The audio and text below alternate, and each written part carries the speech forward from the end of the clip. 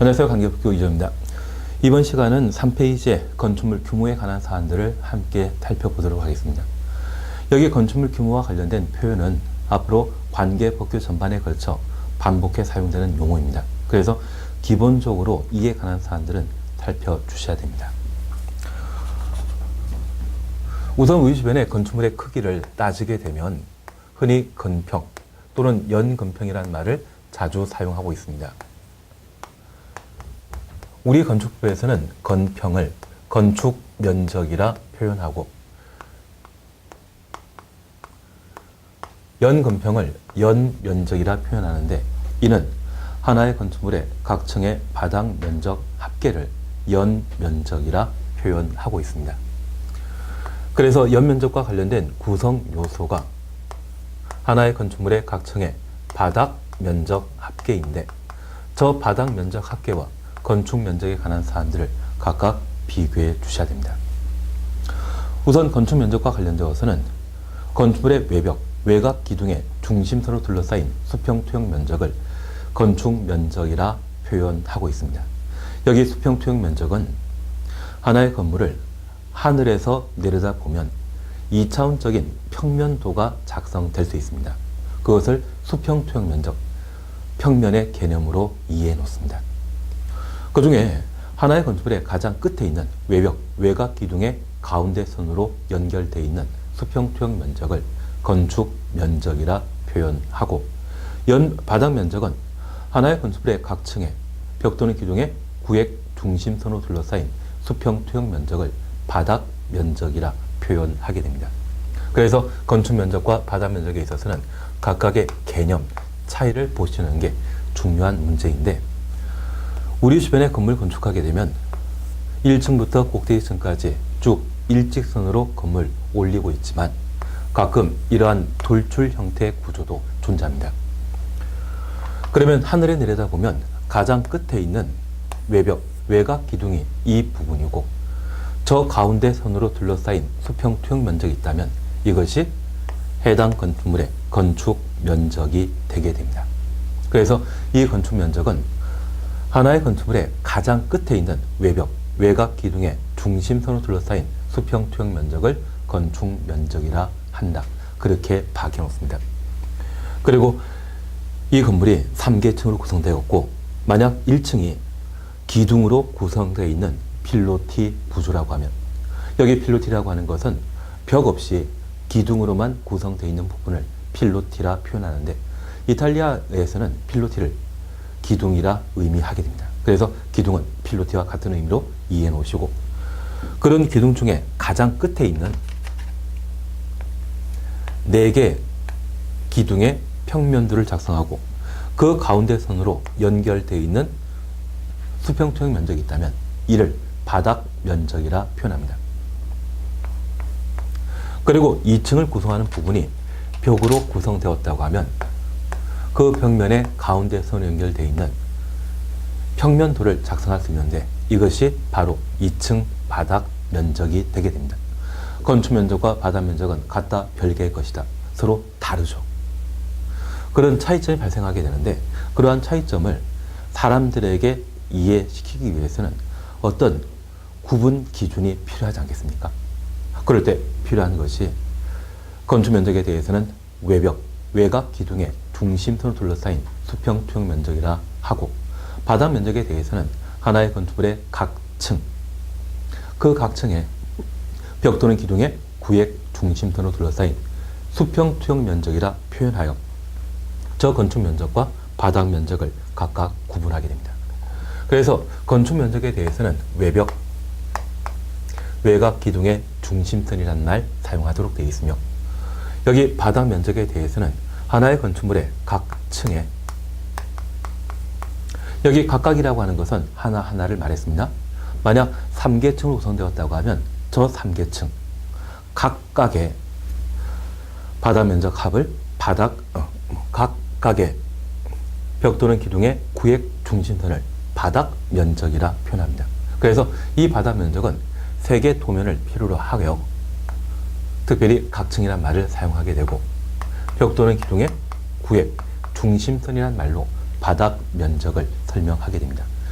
외벽 중심이라는 말로 설명하게 되면 이는 건축 면적에 대한 설명이고, 구획 중심이라는 말을 쓰게 된다면 이는 바닥 면적의 설명이 되는 것을 각각 구분해 놓습니다. 그리고 두 번째입니다. 연면적은 하나의 건축물의 각 층의 바닥 면적 합계를 말합니다.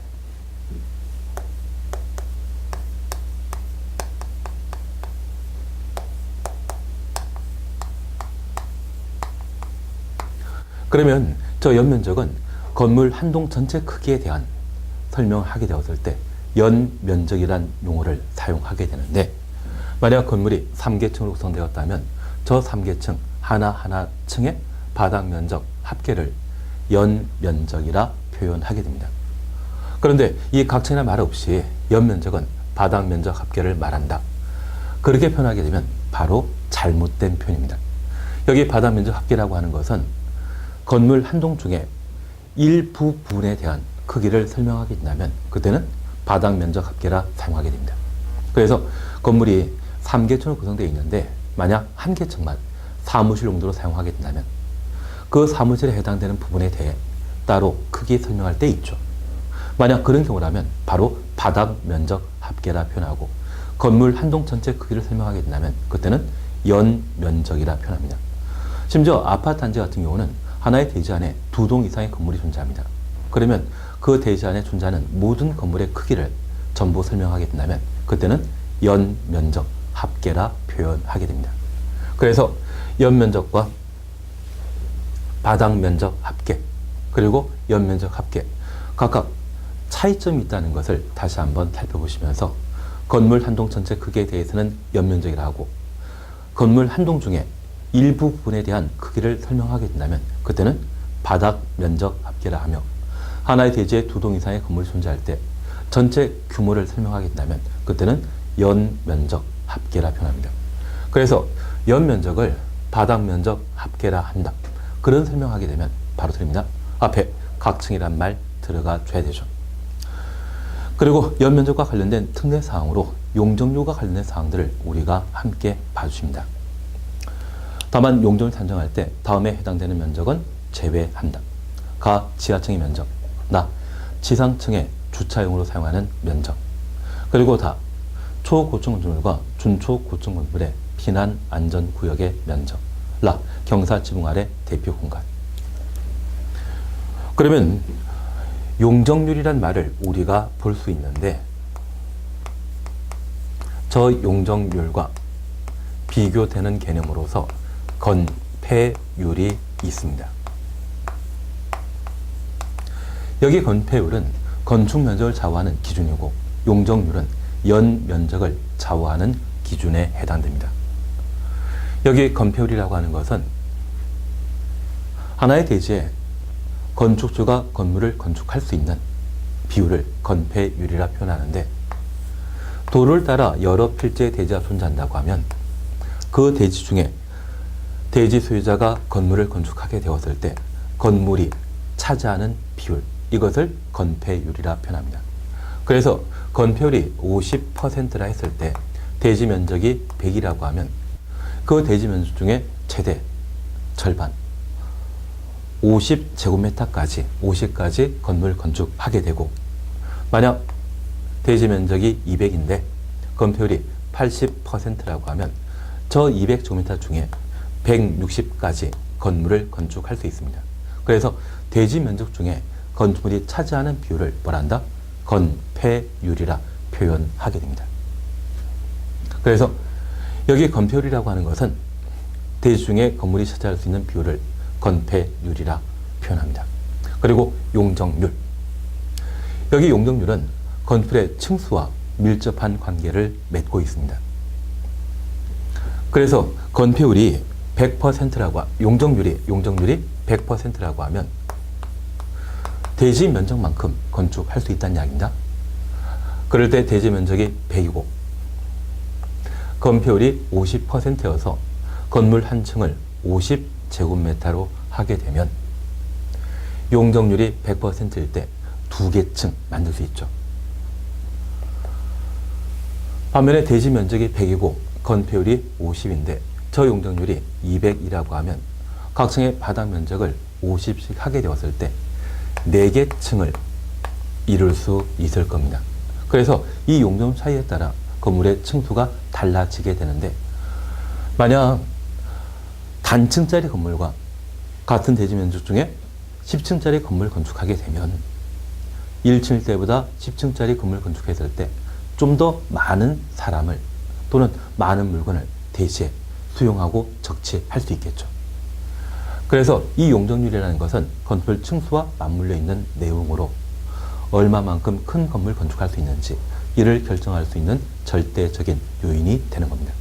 그래서 건폐율은 대지 면적 중에 건물이 차지하는 비율, 용적률이라는 것은 일정한 대지에 사람을 수용하고 물건을 적치하게 되었을 때 비율을 용적률이라 표현하게 됩니다. 그러면 이러한 용적률은 대지 면적에 대한 건축물의 연 면적의 비율을 용적률이라 표현하게 됩니다. 용적률이 높으면 높을수록 하나의 대지에 그만큼 큰 규모의 건물 건축할 수 있죠. 그러면 저 용적률 산정 시에 연면적에 제외되는 것, 그래서 저 용적률 계산할 때는 연면적에 반영되지 않는 것, 그러한 부분을 우리가 4개 확인할 수 있는데 그 중에 2가지에 대해서는 꼭 한번 확인해 놓습니다. 첫 번째, 지하층입니다.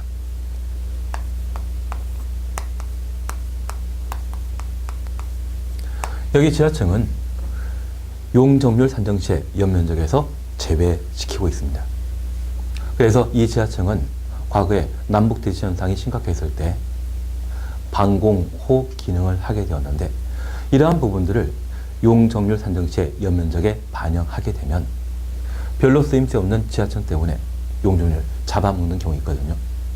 사실 우리 지하층이라고 하면 임대하더라도 또는 내가 직접 사용한다 할지라도 통풍이나 또는 채광이 잘 안 되기 때문에 쓸모없는 부분이죠. 그래서 이러한 지하층을 그냥 용적률 산정 시에 연면적에 반영하게 되면 지하층 만드는 사람 없고 지하 대피호 기능할 수 있는 부분이 없어지게 됩니다.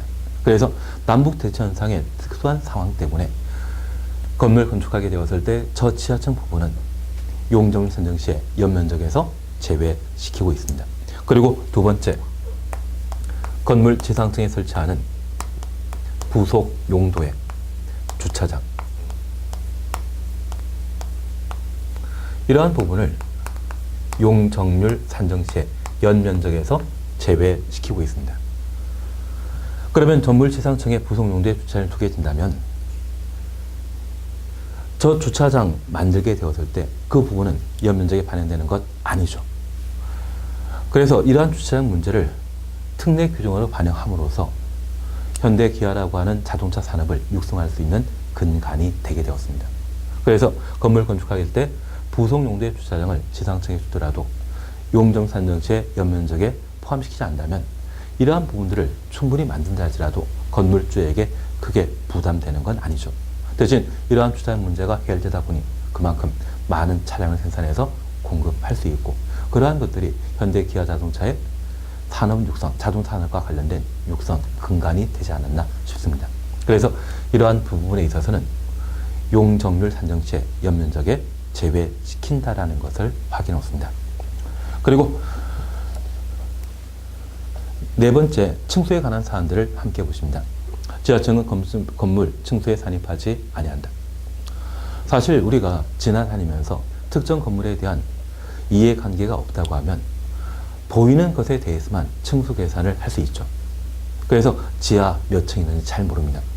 그래서 지상에 노출되어 있는 층수를 기준으로 몇 층짜리 건물인지 판단하게 되는데, 우리가 알고 있는 63빌딩은 지하 3개층에 지상 60층으로 구성되어 있습니다. 63빌딩이라는 구조가 워낙 유명하기 때문에 우리가 몇 층인지, 지하 몇 층인지, 지상 몇 층인지 알고 있지만 좀 문외한이라고 하면 지표면에 노출되어 있는 부분에 대해서만 계산할 수 있겠죠. 그래서 지하층은 층수 계산에서 제외시키고 있습니다. 그리고 2번입니다. 층의 구분이 명확하지 아니한 건축물은 그 건축물 높이 4m를 하나의 층으로 산정한다. 그래서 우리가 남산타워 이용하다 보면 남산타워 지표면부터 전망대까지 이르는 통로 공간은 층의 구분이 없습니다. 만약 그런 구조를 하면 4m를 한 개 층으로 파악하게 되는데 보통 층고 보통 층고는 4m를 한 개 층으로 합니다. 반면에 주택 용도의 경우는 보통 3m를 한 개 층으로 파악하고 있는 것이 특징입니다. 덕분에 우리가 고층 건축을 공부하시면서 30층이란 말 보게 되면 곱하기 4에서 120, 50층이란 말 보게 된다면 곱하기 4에서 200m로 판단했었죠. 그래서 통상적으로 층의 구분이 없는 건축물의 경우는 4m를 한 개 층으로 한다. 일반적인 건축물의 층고는 보통 4m입니다. 반면 주택의 층고는 보통 3m라는 점을 조금 구분해 놓습니다. 그리고 높이와 관련되어 건축물의 높이란 지표면으로부터 건물 상단까지의 높이로 한다. 그래서 건축주가 건물 건축하다 보면 저 지표면부터 건물 높이를 산정하게 되는데 저 상단, 건물 꼭대기까지를 말합니다. 그래서 건물 높이에 대해서는 지표면부터 건물 상단까지의 높이를 건축물의 높이로 한다. 그리고 층고에 대해서는 앞서 지하층 함께 보시면서 살펴보셨는데 건물 구성하게 되었을 때 여러 층으로 구성되게 되면 저 바닥은 어느 정도의 두께를 가지게 됩니다. 그 중에 발을 올려놓는 바닥 윗면과 한층 더 올라가게 되면 그 바닥 윗면이 있는데 바닥 윗면으로부터 위층 바닥 윗면까지의 거리를 층고, 층 높이로 표현하고 있습니다. 그래서 건축물을 구성하는 기본적인 규모 판단 요건으로 건축 면적, 연면적, 높이, 층수 이 네 가지에 대한 기본적인 개념을 파악해 놓습니다. 특히 연면적은 하나의 건축물의 각 층의 바닥 면적 합계를 말한다. 그리고 바닥 면적은 하나의 건축물의 각 층의 벽 또는 기둥의 구획, 중심선으로 둘러싸인 수평 투영 면적을 말한다. 그리고 건축 면적은 외벽 중심으로 둘러싸인 수평 투영 면적을 말했죠. 바닥 면적과 건축 면적은 서로 별개였습니다. 별개의 개념이라고 하면 그 차이점을 분명히 설명할 필요 있죠.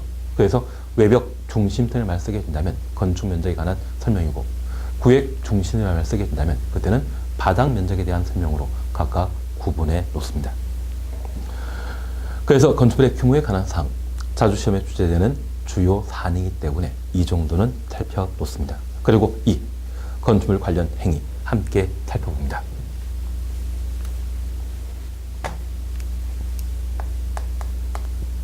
여기 건축물 관련 행위에 대해서는 건축법만이 아니라 주택법 등의 다양한 내용에 필요한 용어이기 때문에 기본적인 사항들을 함께 살펴봅니다. 그 중에 첫 번째 우리가 보실 것은 바로 건축 행위입니다. 여기 건축은 건축물과 관련된 신축, 증축, 개축, 재축, 이전 5가지 행위를 건축 행위라 표현합니다. 특별히 신축이라 하면 나대지에 새로 건물 주조하게 되면 신축 행위라 표현하게 되고 1층을 2층 만들게 되면 그때는 증축이라 표현합니다. 그리고 건축물의 규모가 종전과 동일한 범위 내 다시 축조하게 되면 그때는 개축, 재축이라 표현하는데 철거를 원인으로 한다면 개축으로, 멸실을 원인으로 한다면 재축이라 표현합니다. 그래서 건축물과 관련된 규모를 기준으로 저 규모가 늘어나게 되었을 때 나대지 상태라고 하면 그때는 신축. 그래서 완전 나대지에 새로 건물 건축하는 것 신축입니다. 그리고 우리 주변에 빌라 개발업자들 보게 되면 1, 2층짜리 단독텔을 구입해서 5층짜리 또는 4층짜리 빌라 만드는 경우 있거든요. 그러면 기존 대지 안에 기존 건물을 전부 철거하고 새로 건물 크게 만든 것이죠. 그런 행위에 있다면 모두 신축 행위에 해당되게 됩니다. 반면에 대지 안에 기존 건물이 존재한 상태에서 해당 건물의 건축 면적, 연면적, 높이, 층수를 증가시키는 것이 있다면 이를 증축 행위라 표현하게 됩니다. 그래서 신축과 증축은 그 공통적으로서 건물의 크기가 예전보다 늘어났는데 나제를 전제 조건하면 신축, 기존 건물을 전제 조건한다면 증축 행위로 구분하게 됩니다. 그리고 건축물의 규모가 예전과 동일성을 유지한 상태에서 개축과 재축으로 각각 구분하게 되는데 건축주가 인위적으로 건물을 훼손하게 되면 이를 철거 행위라 표현하게 됩니다. 만약 철거하고 예전보다 커졌을 때, 전부 철거한 상태에서 예전보다 커졌다고 하면 신축이고, 일부만 철거하고 예전보다 큰 규모의 건물이 만들어지게 되면 그때는 증축 행위가 되겠죠. 대신 종전과 동일한 규모를 유지한 상태에서 철거하고 다시 축조하게 된다면 그때는 개축이라 표현합니다. 그리고 천재지변으로 건물이 훼손되고 다시 축조하는 것을 재축이라 표현하는데, 이때도 종전과 동일한 규모를 유지했을 때 재축이란 말로 대신하게 됩니다. 그래서 신축, 증축, 개축, 재축 이 네 가지 개념을 한번 구분해 놓습니다. 그리고 이러한 네 가지 개념과 비교되는 것으로서 이 전이란 말이 있습니다. 이축이란 말을 사용하지 않고 이전이란 말을 사용한다는 점을 구분합니다. 사실 이 축조한다, 이 축자는 인간의 강한 힘을 의미하게 되었을 때 축조한다는 축을 붙일 수 있는데, 여기 이전 행위에 대해서는 이축이란 말 대신 이 전이란 용어를 사용하는 것이 특징입니다. 내용 잠깐 살펴보게 되면 이런 말이 있습니다. 건축물의 주요 구조부를 해체하지 않고, 앞으로 해체란 말을 자주 보게 될 텐데, 이 해체란 말은 철거하는 것을 의미하게 됩니다. 철거하지 않고 동일한 대지 안에, 같은 대지 안에 건축물의 위치를 변경하는 것을 이 전이라 표현하고 있습니다. 그러면 건물을 구성하는 주요 구조부는 건물의 뼈대, 골격을 형성하는 것으로서 내력벽, 기둥, 바닥 등을 주요 구조부라 표현합니다. 그래서 예전에 건물 건축하게 되면 건물의 뼈대에 해당되는 기둥 등을 세워놓고 벽돌로 벽면을 조성했습니다. 그리고 한쪽 방향으로 출입문과 창문을 내게 되면 바라보는 방향에 따라 남향, 서향, 동향이라 각각 표현하는데, 이러한 채광창 방향으로 큰 규모의 건물이 들어서게 되면 햇빛이 잘 안 들어올 수 있거든요. 만약 그런 경우라면 이러한 출입문 등을 모두 폐쇄해버리고 다른 쪽에 출입문을 내는 경우가 있습니다. 그러면 건물의 주요 구조부에 해당되는 기둥의 내력벽 등에 대해서는 철거하지 않고 같은 대지 안에 건축물의 위치를 다른 방향으로 바꿔버린 것이죠. 그러한 것들을 이 전이라 표현하는데, 인간의 강한 힘을 느낄 수 없죠. 그래서 이 행위에 대해서는 이축이란 말 대신 이 전이라 표현하게 됩니다. 건축 행위에 해당되는 5가지 개념, 신축, 증축, 개축, 재축, 이전, 5가지 저런 방식으로 확인해 놓습니다. 그래서 나대지에 새로 건물을 축조하면 신축, 기존 건축물을 예전보다 크게 만들면 증축, 종전과 동일한 규모를 유지하게 되면 개축, 재축으로 각각 구분하는 점, 그러한 부분들을 확인해 놓습니다. 그리고 두 번째 우리가 보실 것이 대수선입니다. 여기 대수는 건물에 결함이 발생했을 때 그 하자를 수리하는 것을 수선행위라 표현합니다. 그 많은 수선 중에 아주 중요한 대수선일 때 건축법의 적용 대상으로 삼고 있습니다. 사실 건축주가 건축물을 건축하거나 대수선하고자 한다면 건축 법령에 따라 건축 허가받은 때에만 해당 행위를 할 수 있습니다. 만약 이러한 건축 대수선을 건물 소유자 마음대로, 대지 소유자 마음대로 하게 되면 주변에 여러 가지 피해 끼칠 수 있습니다. 특히 대수선에 해당되는 행위를 허가 없이 마음대로 하게 된다면 건물의 안전성을 훼손하여 건물 붕괴 시에 많은 인명피해가 발생할 수 있거든요. 그래서 경미한 수선행위에 대해서는 건축법의 적용 대상이 아니지만 중요한 수선행위인 대수선에 대해서는 건축법 적용 대상으로 삼고 있습니다. 여기 대수선과 관련되어서는 최근 법령이 개정되어 9가지의 대수선 범위를 각각 정해 놓고 있습니다. 그래서 이 대수선과 관련되어서는 자주 시험거리에 해당되기 때문에 별표하고 관련된 내용을 꼼꼼히 살펴보는데, 이 대수선과 관련되어서는 시험 볼 때까지 벽, 3, 계단, 미관이란 말을 기억하시면서 계속 기억해 놔야 됩니다. 그러면 대수선과 관련된 범위 구분하면서 1번 내력벽을 증설 해체하거나 벽면적 30m 이상 수선 변경하는 것. 여기 내력벽이라는 것은 건물의 기둥 역할을 하여 건물 하중을 수행할 수 있는 벽면을 말합니다. 아파트 같은 경우는 양쪽 끝에 창문 없는 벽면을 볼 수 있는데 보통 그러한 벽면을 내력벽이라 표현하고 있습니다. 그리고 기둥을 증설 해체하거나 3개 이상 수선 변경하는 것, 복, 그리고 지붕, 틀. 방화벽 또는 방화벽 구획을 위한 바닥 또는 벽을 증설 해체 수선 변경하는 것. 여기 방화벽이라고 하는 것은 화재 발생 시에 그 화재가 확산되지 않도록 차단한 벽면을 방화벽이라 표현합니다. 이를 증설, 해체, 수선 변경하는 것은 화재에 대처하기 위한 구조 기준이 바뀔 수 있죠. 그래서 대수원 범위에 포함시키고 있습니다. 그리고 주계단, 피난계단, 특별 피난계단을 증설, 해체, 수선 변경하는 것. 5개 계단은 여기에 포함되지 않습니다. 주계단, 피난계단, 특별 피난계단.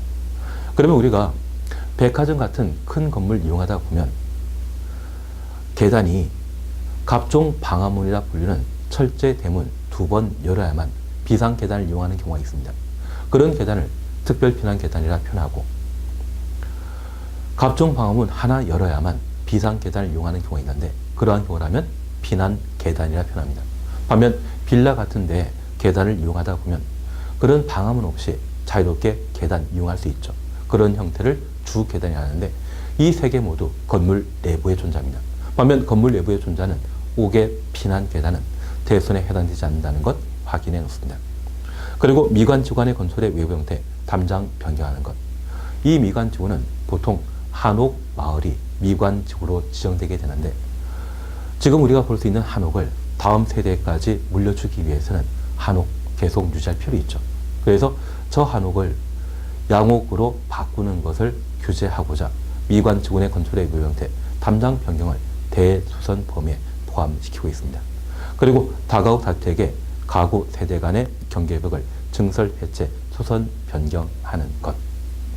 그리고 건설의 외벽에 사용되는 마감 재료를 증설, 해체, 벽면적 30m 이상 수선 변경하는 것을 대수선이라 표현하고 있습니다. 그러면 첫 번째 우리가 다시 봐놓을 게 있습니다. 첫 번째 벽과 관련되어 내력벽에 관한 사안들을 함께 살펴보는데 이 내력벽은 건물 하중을 지탱할 수 있는 주요 구조부였습니다. 이러한 내력벽을 증설, 새로 만들거나 해체, 철거하는 것을 말합니다. 그리고 벽면적 30제곱미터 이상 수선, 변경하는 것을 대수선이라 표현하고 있습니다. 그러면 저 내력벽을 조금이라도 철거하게 되면 모두 대선인데 저 내력벽을 수선 변경할 때 20제곱미터만 수선 변경하면 그때는 단순한 수선이고요. 30제곱미터 이상일 때 대선에 해당되게 됩니다. 그래서 이 내력벽을 만약 20제곱미터만 수선하게 되면 단순한 수선으로서 대선에 해당되지 않죠. 30제곱미터부터 대선에 해당된다는 것 확인해 놓습니다. 그러면 이러한 대선에 해당되는 때만 허가권자에게 건축 허가받아 해당 행위할 수 있고 반면 내력벽을 20제곱미터만 수선하게 된다면 경미한 수선에 해당되기 때문에 건축 허가 대상이 아닙니다. 건축 허가 대상이 아닌 대선이라면 건축 허가 대상이 아닌 수선이라면 그때는 마음대로 할 수 있고요. 대선에 해당되게 되면 모두 건축 허가 받아야만 해당 행위를 할 수 있다. 그렇게 바뀌었습니다.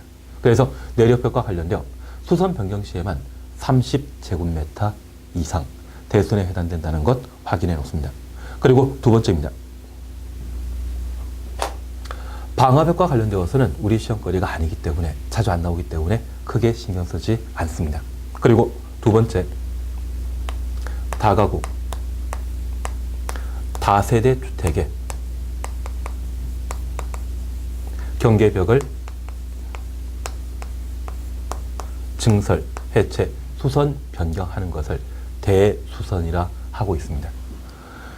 그러면 우리 주변에는 건물을 크게 주택과 주택 아닌 건축물로 각각 구분할 수 있고 이러한 주택에 대해서는 크게 단독택과 공동주택으로 건축법령에서는 구분하고 있습니다. 그러면 주거용으로 사용한 건축물을 하나의 가족이 전체 사용하게 되면 그때는 단독택에 해당되게 되고 아파트 같은 경우는 건물 일부만 한 세대 구성원이 한 가족이 사용하고 나머지 일부에 대해서는 다른 가족이 함께 이용하는 구조이죠. 그래서 이 단독택이라고 하는 것은 건물 전부를 하나의 가족이 사용하게 되었을 때 단독주택으로, 일부만 사용하게 된다면 그때는 공동택으로 각각 구분합니다. 그리고 이 단독택에 대해서는 이를 세분하여 단독택과 다중주택, 여기 다중택은 흔히 상가주택이라는 것을 들어본 적이 있을 겁니다. 그 상가주택에 해당되는 것이 다중주택인데 3층 이하로서 연면적 330m 이하의 것을 말합니다. 연면적 330제곱미터라고 하면 한 평은 3.3제곱미터 정도이기 때문에 100평 정도가 다중주택에 해당되게 되는데 1층을 고깃집 또는 가게로 운영하고 2층, 3층을 가정집으로 사용하는 주택이 있다고 하면 이러한 것들을 다중주택이라 표현합니다. 그리고 다가구택은 주택으로 사용 층수가 3계층 이상이고 동당 바다 면적합 660제곱미터 이하의 주택을 말하는데, 이 다가구택은 단독택을 건축하게 되었을 때 최대 층수를 3계층으로 할 수 있는 것이 특징입니다. 그리고 660m 이하라고 하면 주거용도로 사용하는 크기가 한 200평 이내의 것을 말하게 됩니다. 그리고 공간, 이 공간은 서울시장이나 또는 시군구청장이 거주하는 관사 건물을 공간이라 표현하게 됩니다. 그러면 이러한 네 가지에 대해서는 우리 건축법상 단독택이라 현재 표현하고, 공동택의 경우는 하나의 건축물을 둘 이상의 가족들이 사용하는 것을 공동택을 표현하는데, 특별히 주택으로 사용 층수가 5계층 이상인 것이 있다면 아파트라 표현하며 4계층 이하인 때는 동당 바닥 면적 합이 660제곱미터를 초과하면 연립택으로, 660제곱미터 이하인 때는 다세대 주택으로 각각 구분합니다. 그래서 이 공동택으로서 아파트, 연립, 다세대택이라는 구분을 우리가 들어본 적이 있는데, 저 아파트에 있어서는 동당 바닥 면적과 관계없이 무조건 5층 이상이라면 모두 아파트라 표현하며, 4층 이하의 건물은 아파트 아니죠. 그럴 때는 동당 바닥 면적 합이 660m 초과하면, 그러면 4층 이하 건물로서 주거용으로 이용하는 건물의 크기가 아주 크다고 하면 그때는 연립택이고, 4층 이하로서 동당 바닥 면적 합 660m 이하일 때는 다세택으로 구분하게 됩니다. 그래서 이 공택에 대해서는 크게 층수 차이에 따라 아파트와 비아파트를 구분하고, 4층 이하인 때는 연립 다세로 구분하는데 동당 바닥 면적 차이를 기준으로 구분하는 것으로 파악해놓습니다. 흔히 우리는 저연립택과 다세주택, 아파트를 그냥 마음대로 사용하는 경우가 있는데, 이번 시간에 꼭 보실 때 5층 이상이면 모두 아파트이고 4층 이하로서 동당 바닥 면적 합 660제곱미터 초과하면 연립, 이하인 때는 다세택으로 구분합니다. 그리고 학생이나 근로자가 숙소 용도로 사용하는 것을 기숙사라 표현하는데, 건축법상 저 기숙사도 공동택에 해당하게 됩니다. 그러면 단독택에 해당되는 사안 중에 다가구택과 그리고 공동택에 해당되는 내용들 중에 다세택, 이 두 가지 주거 형태에 있어서는 한 층에 두 세대 이상이 거주하게 되는데, 그 세대와 세대를 구분하는 벽면을 경계벽이라 표현합니다. 이러한 경계벽을 증설, 해체, 수선, 변경하는 것은 모두 대수선인데, 특별히 내력벽과 관련되어 수선 변경 시에는 벽면적 30제곱미터 이상일 때 대수선에 해당되고, 다가구 사택의 경계벽을 수선 변경하는 때는 면적 관계없이 모두 대수선에 해당되게 됩니다. 사실 이 다가구 다택에 있어서는 빌라라 표현하고, 빌라 밀주택의 경우는 주차장 문제가 큰 사회적 문제로 대두되는 경우가 있습니다. 그래서 저 빌라의 경우는 한 세대당 한 대 이상의 주차장을 확보하도록 되어 있는데, 그런 주차장 확보가 부담이 된다고 하면 빌라 건축자는 100평짜리 빌라를 하나 만드는 경우가 있습니다. 그러면 한 세대라고 하면 주차 대수는 한 대면 충분하죠. 이렇게 건축허가 받고 공사 다 끝내놓고 저 100평짜리를 25평 4조각으로 나누는 경우가 있습니다. 그런데 이 주차장은 건축허가 당시의 조건이었고, 건축공사가 전부 완료된 이후에 주차장은 별도 문제 아니거든요. 그러면 주차장 한정되어 있는데 세대수가 무한정 늘어날 수 있죠. 이러한 것들을 그냥 허용하게 된다면 빌라 밀지역은 주차장 문제가 큰 사회적 문제로 대두될 수 있을 겁니다. 그래서 저 경계벽을 증설, 해체, 수선 배경함으로써 세대수가 달라지는 것을 방지할 목적으로 다가구 다주택의 경계벽의 증설, 해체, 수선 변경을 대수원에 포함시켰고, 이런 행위를 하고자 한다면 미리 허가권자에게 건축 허가 받은 때 할 수 있도록 정해 놓은 것입니다. 만약 이 다가구 다주택의 경계벽을 증설, 해체, 수선 변경하여 세대수가 늘어나게 된다면 그만큼 주차장 확보한 때만 건축 허가 받을 수 있겠죠. 그렇게 함으로써 빌라 밀지역의 주차장 문제를 해결하고자 도입한 것이 대수원에 해당되는 다가구 다주택의 경계벽의 증설, 해체, 수선 변경이 되게 됩니다. 그리고 벽과 관련되어 마지막 우리가 봐주실 것이 건축물 외벽에 마감 자재 설치하는 경우입니다. 여기 건축물 외벽에는 마감 재료로서 단일 목적의 마감 재료를 설치하는 경우가 있습니다. 그러면 이러한 마감 재료 중에 샌드위치 판넬이라 해서 양쪽은 철판 되어 있고 가운데 스티로폴 되어 있는 것이 있습니다. 단일 효과 참 좋습니다. 다만 화재 발생 시에 그 스티로폴 부분이 불에 쉽게 인하될 수 있기 때문에 순식간에 큰 피해 발생할 수 있거든요. 그래서 최근 의정부의 도시형 생활택인 아파트에 화재 사건이 발생한 적이 있습니다. 건물 내벽에 불에 쉽게 탈 수 있는 단열재를 설치하다 보니 건물 1층부터 순식간에 꼭대기층까지 화재가 인하되었고 바로 인접한 건물까지 번진 적이 있습니다. 그러면 이러한 건물 외벽에 설치하는 마감 재료는 방화에 관한 기능상 어느 정도의 기능을 유지한 때만 설치해야 되겠죠. 그래서 저 건물 외벽에 마감 재료를 증설, 해체하거나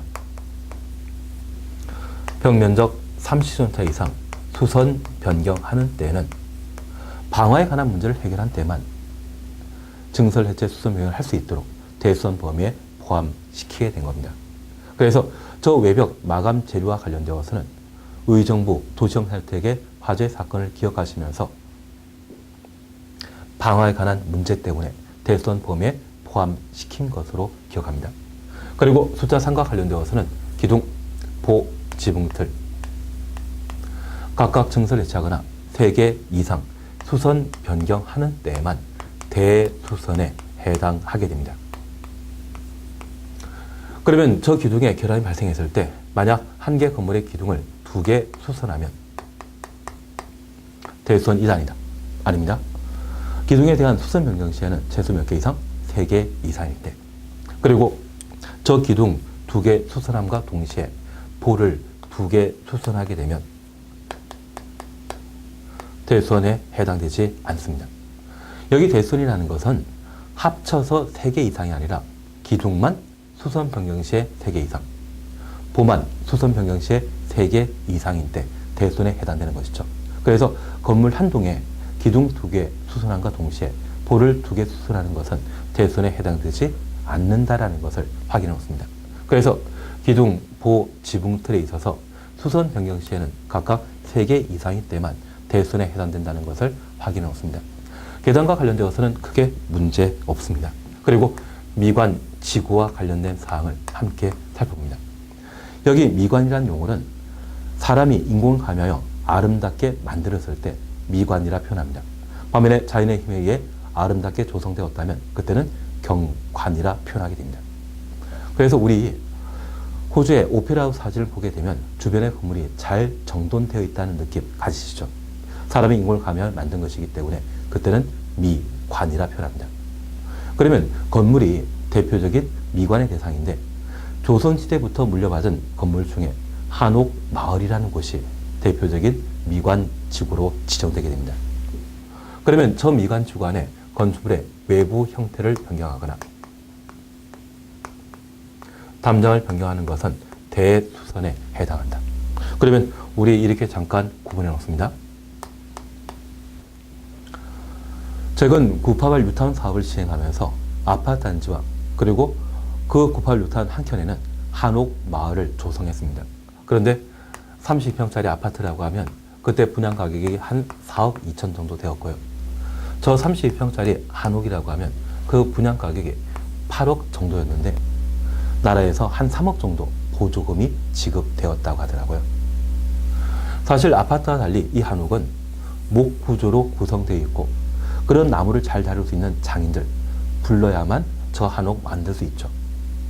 그래서 공사 비용이 그만큼 많아지는 것 같습니다. 그리고 이러한 목구조인 한옥의 경우는 10년마다 한 번씩 크게 수선해야 되는데 그런 수선 시에도 많은 비용 부담이 발생하게 됩니다. 그러면 아파트 내압과 달리 미관지관의 한옥 소유자는 많은 돈을 가지고 있어야만 저 한옥을 오래 유지할 수 있죠. 그런 유지비가 부담된다고 하면 저 한옥을 양옥 건물로 바꿀 수 있지 않습니까? 이걸 마음대로 허용하게 된다면 다음 세대에 물려줄 한옥이 남아나지 않습니다. 그래서 최소한 한옥마을로서 미관지구로 지정되어 있는 곳의 한옥은 다음 세대에 계속 유지, 보존할 목적으로 그 외형을 변경하고자 하거나 또는 담장 변경하는 때에는 대손에 포함시키고 이러한 변경 행위가 하고자 한다면 허가권자에게 건축 허가 받은 때에만 할 수 있도록 정해 놓게 됩니다. 그러면 저 한옥 다음 세대까지 오래 유지 보존할 수 있겠죠. 그래서 이러한 대손과 관련되어서는 각각 주된 목적이 있고요. 이 대손에 해당되는 행위라고 하면 허가권자에게 건축 허가 받은 때만 할 수 있도록 허용함으로써 함부로 하지 못하도록 규제를 가하는 것이 바로 대수선입니다.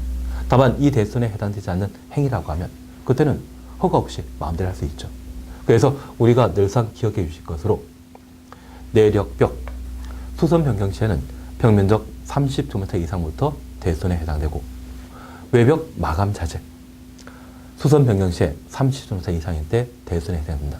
그리고 다가구 사택 또는 방화벽과 관련되어서는 수선 변경 시에 면적 관계없이 대수선이 된다는 점을 기억하시면서 최소 내력벽과 외벽 마감 재료에 있어서는 수선 변경 시에 30제곱미터부터 대손이라는 것을 기억합니다.